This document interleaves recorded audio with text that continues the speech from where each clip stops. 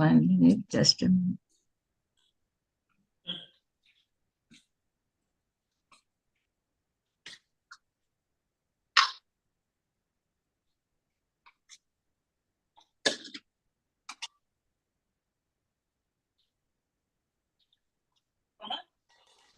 Okay, let's start. Okay, let's start. I am hungry, so I am eating little. What is your problem? How will you manage? When I am hungry, how will you manage?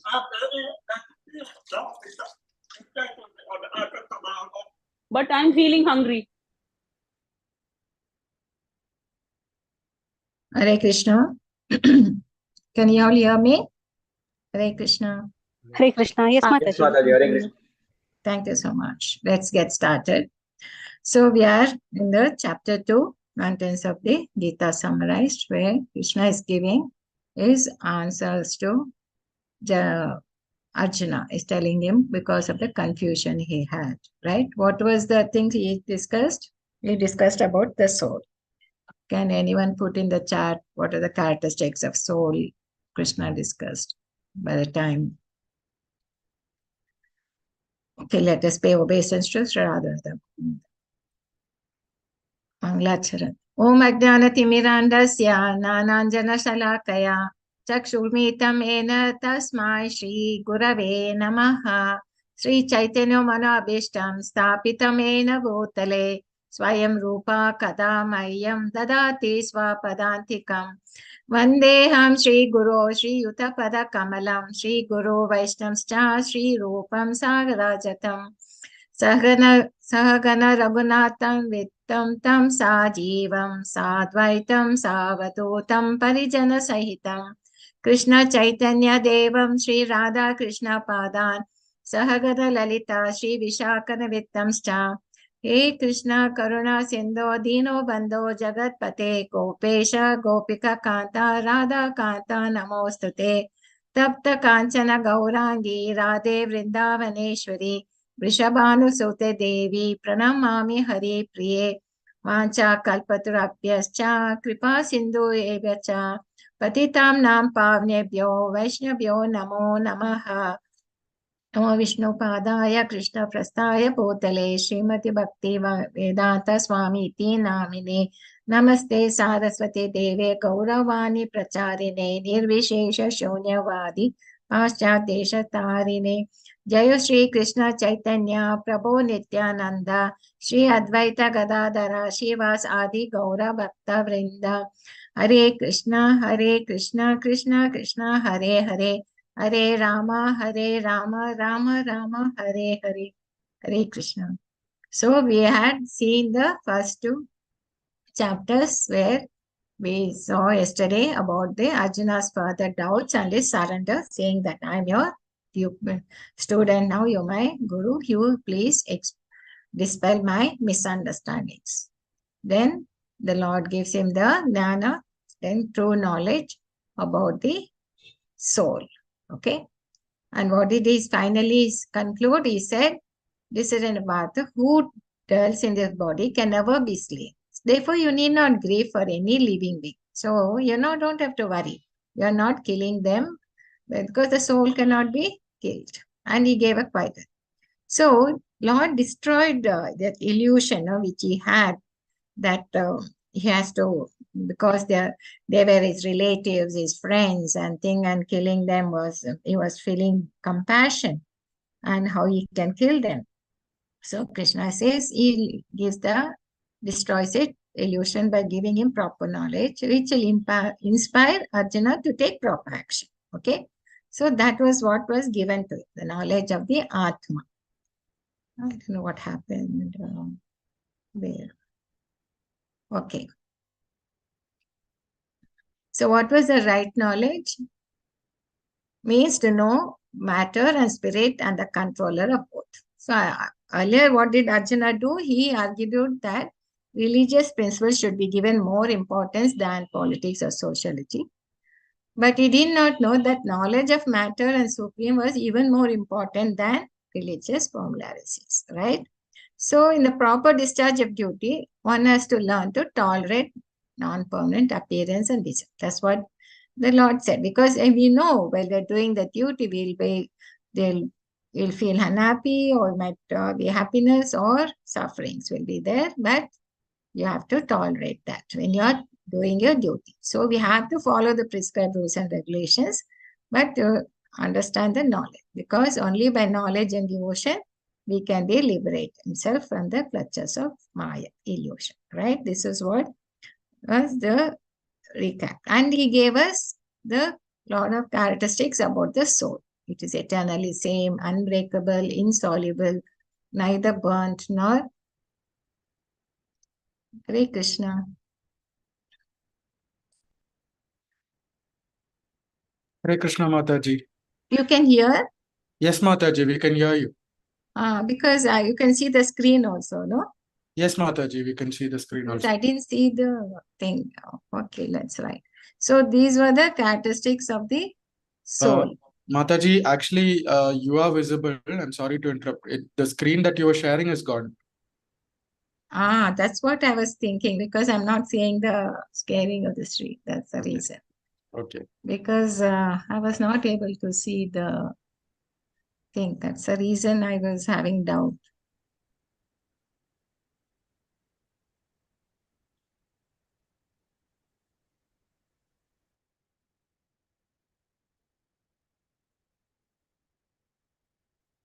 Now you can see? Yes, Mataji, now it's visible. Now it's visible. Okay.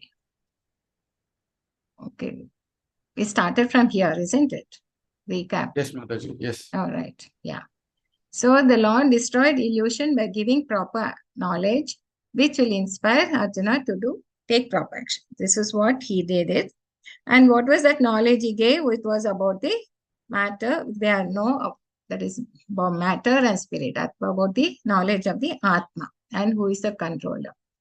Though Arjuna argued on religious principles, he had to know that this knowledge is more important than religious boundaries, right?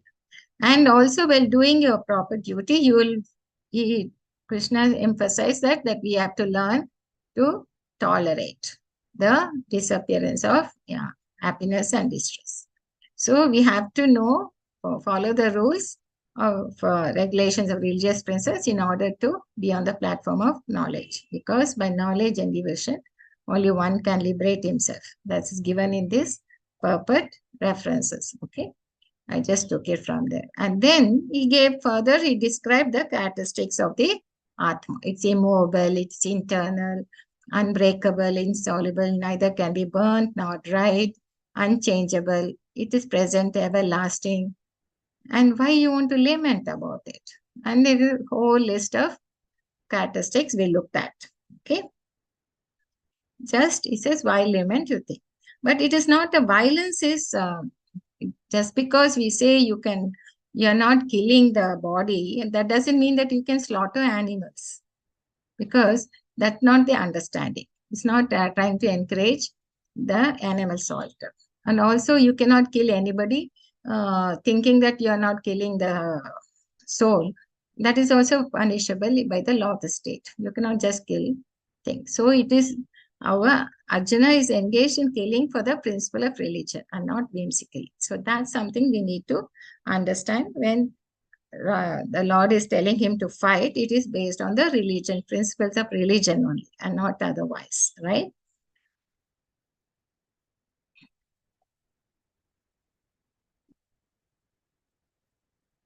So and also this knowledge of thing is mysterious. It's very difficult to comprehend.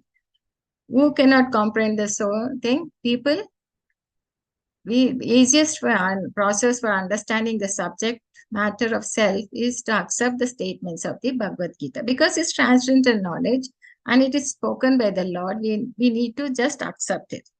And that, because people who don't nothing, because they don't have the knowledge, not the austerity. And also we need the mercy of a guru to carry out the thing, because that only if you are, it requires a lot of penance and sacrifice, either in this life or in previous one, before one is able to accept Krishna as a Supreme Personality of God. Krishna can never be known as such by the causeless mercy of the pure duty, and by no other way. So we need to have a pure heart mercy to completely understand this science, right? So all these are taken from the purport. If you read, you can see that. So that is the thing. Then, now after explaining this, now Krishna explained thing to justify for the compassion. Why are you feeling compassion for the thing? The soul is not to be slain. You just fight. Now in these continuous verses from 31 to 38 is talking about for the reason which Arjuna said, there is no enjoyment. Actually, when you say that in the material life, what Prabhupada says many times, that what the material life is all about is society, friendship, love. If you have these three things, you feel you are happy. That is the happiness in life, to have a good friends and to be accepted in a society, and you'll be thing. But only these things. But if you have these three things, you are a happy person. That is how you can enjoy life.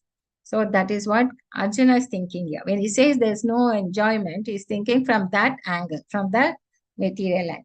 So now to counteract that, Krishna is going to say his new thing. I mean, he's going to give you from a different perspective how to counteract. He says, be dutiful and then enjoy. Okay, that's what he says. You dutifully fight and then you can enjoy. Otherwise, you will not get, you'll only gain by fighting dutifully. Otherwise, you will be losing from not fighting. This is from a karma kanda. He says, find from that angle. So you might think, why is he giving you from that perspective? Why is he telling you to fight from that angle? So, but this is an impetus, because the way the Arjuna asked was from the material point of view. That is no enjoyment, right? So when you're talking like that, then Krishna has to give from all perspectives. He has to make him understand from all perspectives there why he needs to fight. So here he starts saying, Swadharmam api svaksya na vikampitum harasi dharmayat di yudyachaya nyat shatyasnya vidyati.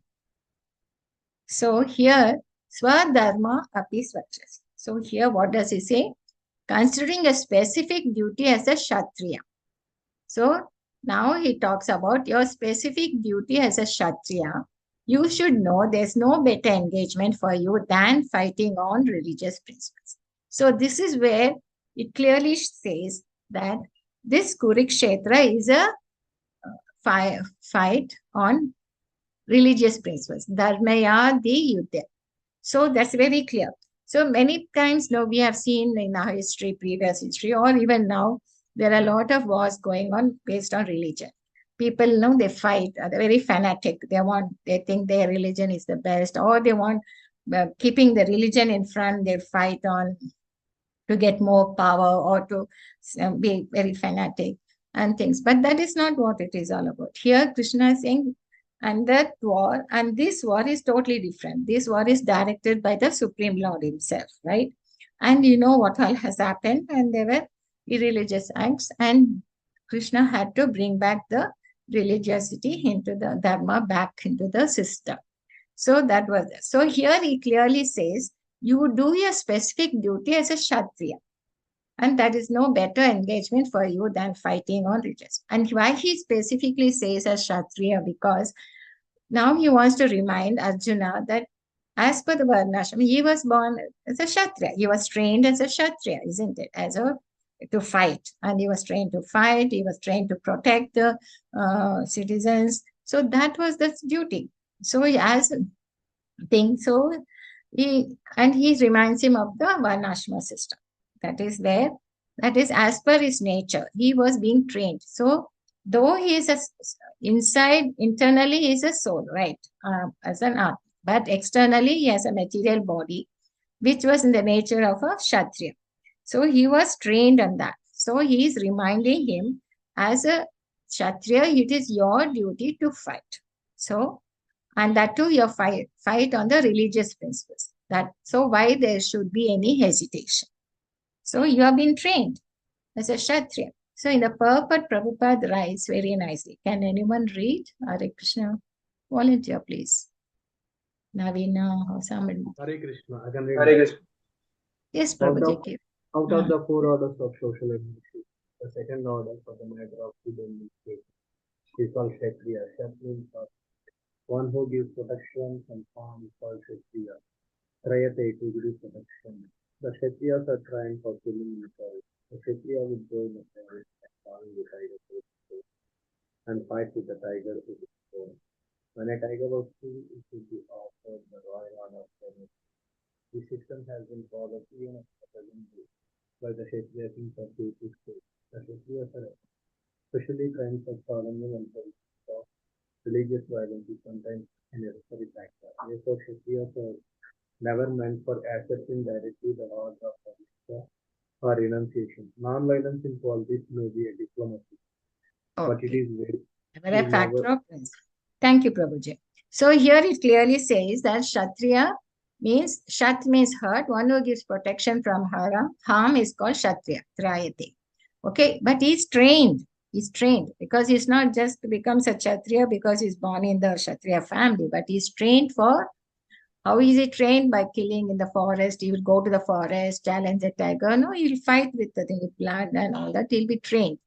And he is specially trained for challenging and killing because religious violence is sometimes a necessary factor. So this comes there. Where there is you need to give protection to the people, not only from, and it could be protection from this thing also, protection from mind or bodily protection as well as in the system. So you have to give them protection from all angles. So that is what the duty of a Kshatriya is. But sometimes politicians, we say non-violence is a diplomatic thing, but that is not a factor of principle. Because in religious book, it stated many times violence is required to take. Where it's in the battlefield, a king or Kshatriya, while fighting another king envious of him, is eligible for achieving the heavenly planets after death. So Brahmanas also attain heavenly planets by sacrificing animals in the sacrificial. Therefore, killing on the battlefield on religious principles and killing animals in sacrifice are not at all considered to be acts of violence. It says in the Shastra, but only thing you should see for what purpose they were sacrificed, because that was to test the mantras. But today we don't have such a thing, Varnashrama system or something. We cannot just blindly accept it. But it was there in the Vedic system, okay, Vedic structure.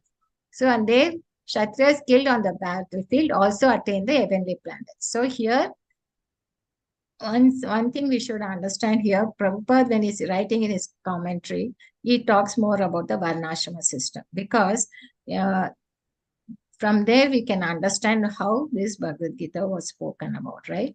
And here he talks about the specific duty as a Kshatriya, right? So we understood what a Kshatriya has to do, and Arjuna is being trained, and it is specific duty is to do that. And specific duty for us, what it would be that, because we are not a Kshatriya, we might be a Grahastha, and here the duty, about duty, Prabhupada writes some more here in the purport that we need to know that. There are two kinds of swadharma, specific duties. As long as one is not liberated, that means is still in the material world. He has to perform the duties of his particular body in accordance with religious principles to achieve liberation. One is liberated, his duty becomes spiritual and is not in the material. So what is it we have to do? We have to do a duty as per the religious principles. Yes. Any role you take, you might be a child, you might be a parent, you might be a husband, you might be a wife. There are certain religious principles you need to follow. It depends. So there are duties as particular depending on the role you have taken. If you're in a company, if you're a manager, you have a certain duty to do as per the religious principles. It's not that you work in a company and you'll be looking out for your own other private business or anything. That's not right, isn't it? If you're in a company, you have to work for the company. There is certain ethics to follow, right? Same way, that's what it is. When we have a role, It depends. It could be during the day, you might have different roles to play. Depending on the role, you have a religious duty. So you have to do a duty religiously. That's what here is being told to us by the Lord. He says you do a duty religiously. And here Prabhupada writes, on the bodily plane, Swadharma is called Varnashrama Dharma or man's step, because we have to take up a role as per our nature. So human civilization begins from the stage of Varnashrama or specific duties in terms of the specific. So discharging one specific duty in any field of action in accordance with the orders of higher authority serves to elevate one's person. So this is where three things have been told. We have to do our specific duty, I think, and for on fighting. So you can enjoy. You can do a duty, enjoy, but do a duty on the religious principles. That's what the message we get from here. Okay. So what is the thing we learn? That's what Dharma, specific duties. If you're a liberated soul, you're on the spiritual platform, you have to follow. But if you're in the thing, we have to follow our prescribed duties as per our nature and follow the religious principles. And we move on. And what would be the goal of life is progress towards it. So there is a duty for the body and also a duty for the soul. Performing Swadharma or discharging specific duties will gradually elevate to higher plans. So doesn't mean that just because you understood that the soul and not the body doesn't mean that you become detached from everything. No, you have a body, you are born into a certain family, you've got certain duties. So you have to perform that responsibility also. And then you have to work out as per your thing. So you have to work in a detached manner, not that you give up everything and become a son. That is not what the Lord says. He says you do your duty. And his duty is here in Arjuna was to fight. Oh, Partha. So then he continues to say, happy are the Kshatriyas to whom such fighting opportunities come unsought, opening for them the doors of the heavenly planets. Because Kshatriyas will always look for the thing, such fighting opportunities so that they can. So if they fight and if they fight on the religious principles and they lose their life, still they'll be going to heavenly planets. Okay, and if they win, it's good. And then he continues, if you do not perform your religious duty of fighting, what happens? Then you will certainly incur sins for neglecting your duty. See, doing a wrong thing is wrong, right? But not doing the right thing is also wrong. That's what he's saying. Because his rightful thing is to fight. And then he says, if you don't do that, then you certainly incur sins for neglecting your duties. And thus lose your reputation as a fighter. Okay. People will always speak of your infamy, and for a respectable person, dishonor is worse than death. So in those days, they were very much bothered about their honor. Anything with any blemish they get, they could never tolerate. So they were very much bothered. But today, maybe people are not bothered. They just want to enjoy and all that. But in those days, it was like that. So the great generals who have highly esteemed your name and fame will think that you have left the battlefield out of fear only, and thus they will consider you insignificant. So why it says that? Because here Arjuna was thinking that he's so compassionate and he's doing a good thing by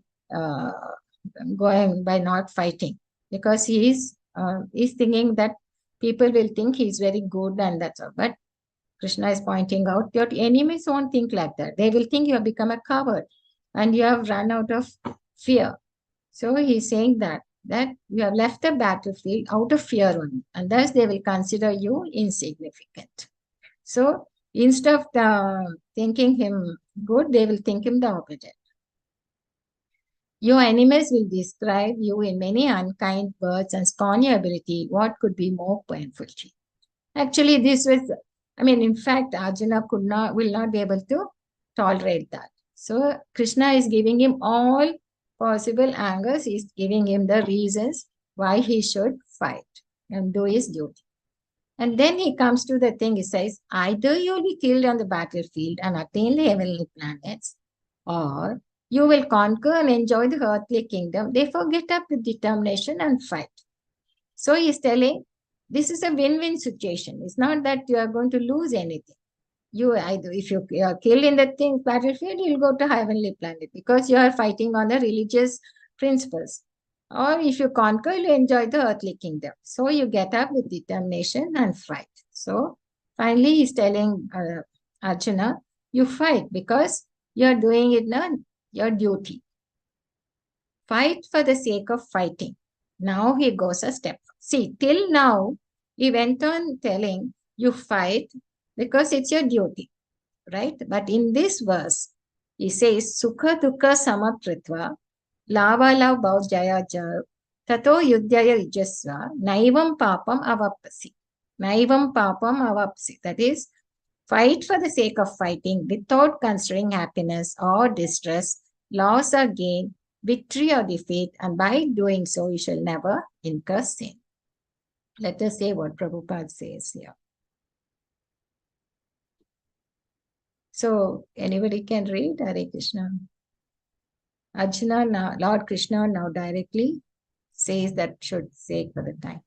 Lord Krishna now directly says that Arjuna should fight for the sake of fighting because he desires the battle. There is no consideration of happiness or distress, profit or loss, victory or defeat in the activities of Krishna consciousness. That everything should be performed for the sake of Krishna is transcendental consciousness. So there is no reaction to material activity. He who acts for his own sense gratification, either in goodness or in reaction, is subject of the reaction, good or bad. But he who has completely surrendered himself to the activities of Krishna consciousness is no longer obliged to anyone, nor is he a debtor to anyone. As one is the ordinary source of activities, it is said, Devashi Bhutapsananam Putranam Naking Karo Nayam Cha Adjadyan Sarmatmaya Saranam Saranyan Gato Mukundam Parisatya Khartan.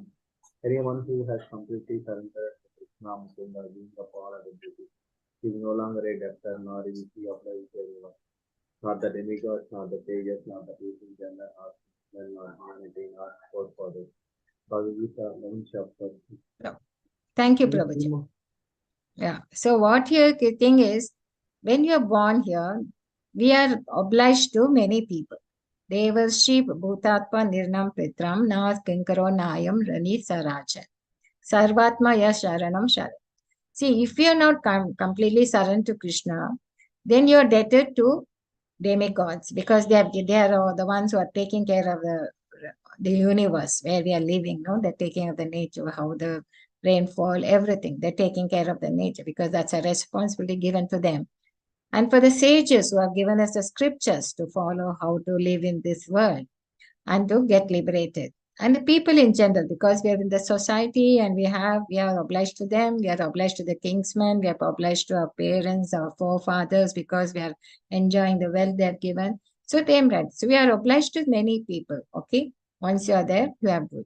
But if you surrender to Krishna, giving up politics is no longer debted. So that is what's given in Bhagavatam, 11th canto, 5th chapter 41. This is the entire indirect hint given by Krishna to Arjuna, that the matter will be more that you should fight for the sake of fighting because it is the Lord who is deciding the battle.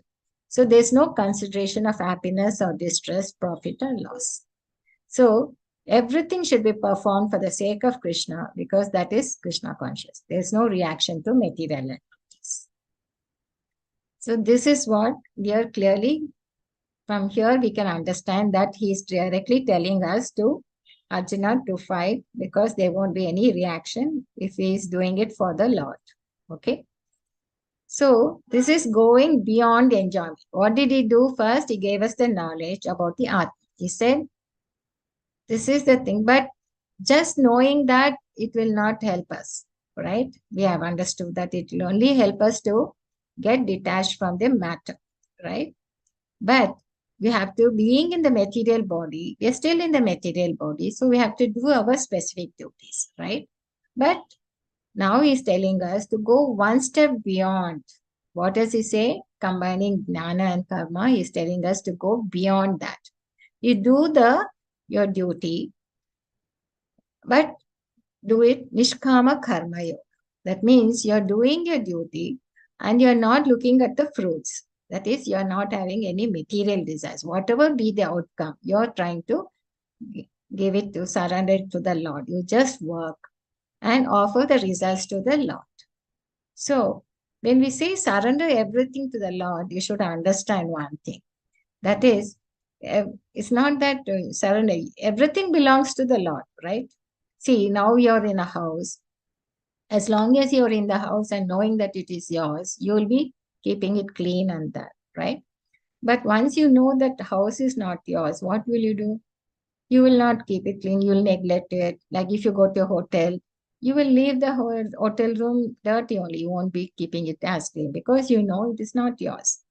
But here, the Lord doesn't say that, yeah, this material world is temporary and you have come here, it is not your place.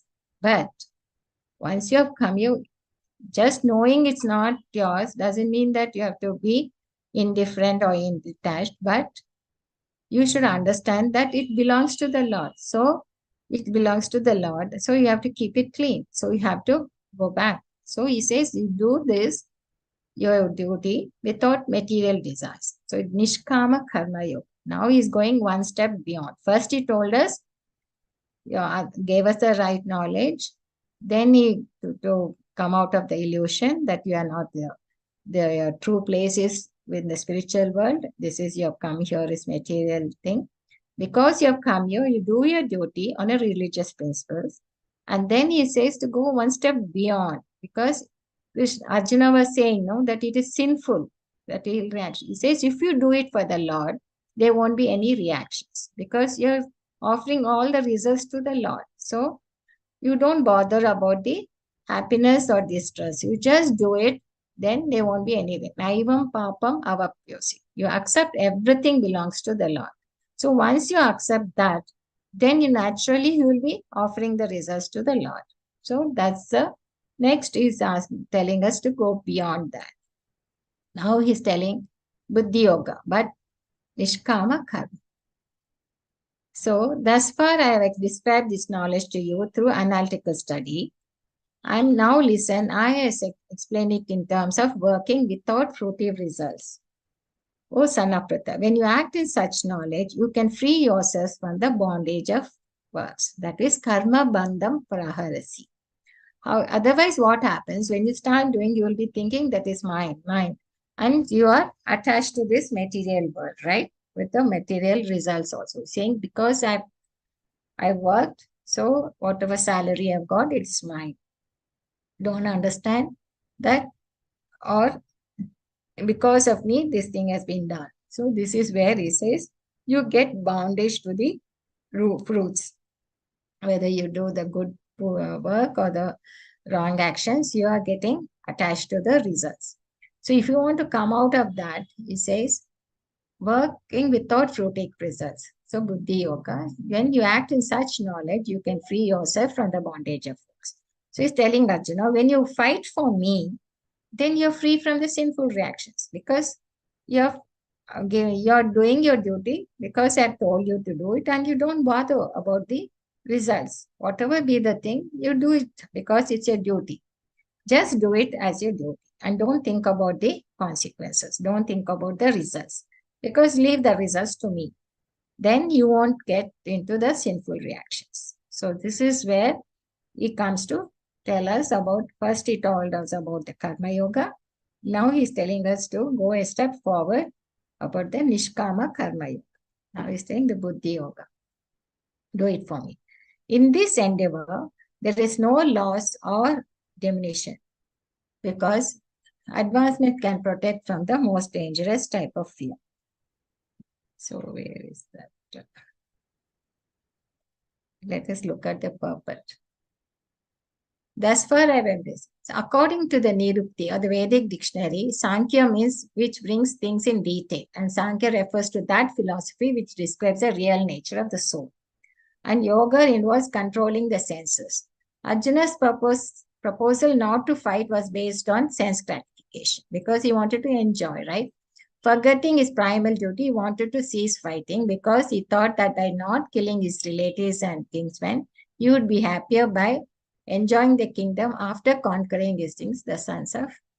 In both ways, the basic principles were the sense gratifications. Happiness derived from conquering them, happiness derived by seeing the kinsmen are alive, are both on the basis of personal gratification, even at a sacrifice of wisdom and duty. So, Krishna wanted to explain to Arjuna that by killing the body of his grandfather, he would not be killing the soul proper.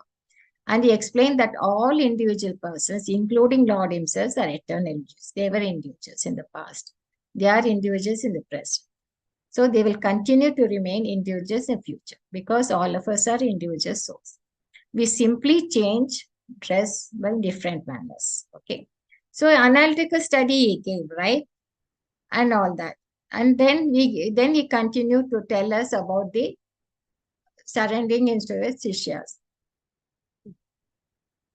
So now the Buddhi Yoga which he mentions here is nothing but devotional service of the Lord, right? That's what he's telling now. He's coming to tell us how we have to work in Krishna consciousness. Okay, I think this is a long purport. So we'll read the last. One should therefore understand the Buddhi Yoga means to work in Krishna consciousness. So how to give this understanding is like knowledge of devotional services. There are 9 devotional services, Narana, Kirtanam and thing. Knowledge of devotion. One who works for the satisfaction of the Lord only, however difficult such work may be, he is working under the principles of Buddhi Yoga and finds himself in transcendental bliss. By such transcendental engagement, one achieves transcendental knowledge, understanding automatically by the grace of the Lord, and thus his liberation is complete. So this is slowly we have to rise up to this level of understanding. It takes us a long time. It's not that easy, but this is what is being talked about in Bhagavad Gita. It's not just fighting. You're fighting for the Lord. Then what happens? You're free from the bondage of works. And in this endeavor, there's no loss or diminution. So this is something very nice to understand because it says here, when you're in the spiritual path, whatever effort you have put in, and it goes.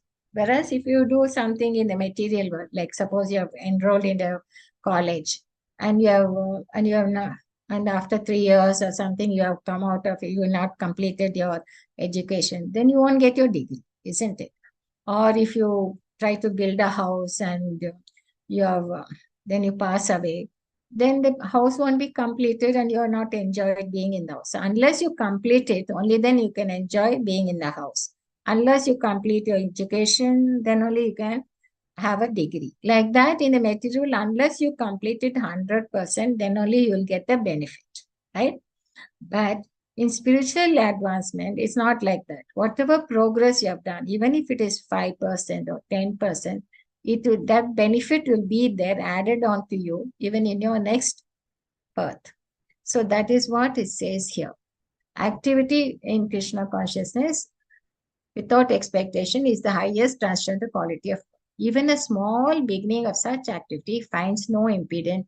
That small beginning can be lost at any stage. Whereas in the material world, anything unless you complete it, it cannot be accomplished properly, right? You won't get the benefit. Here in the spiritual life, that's something we should keep in mind.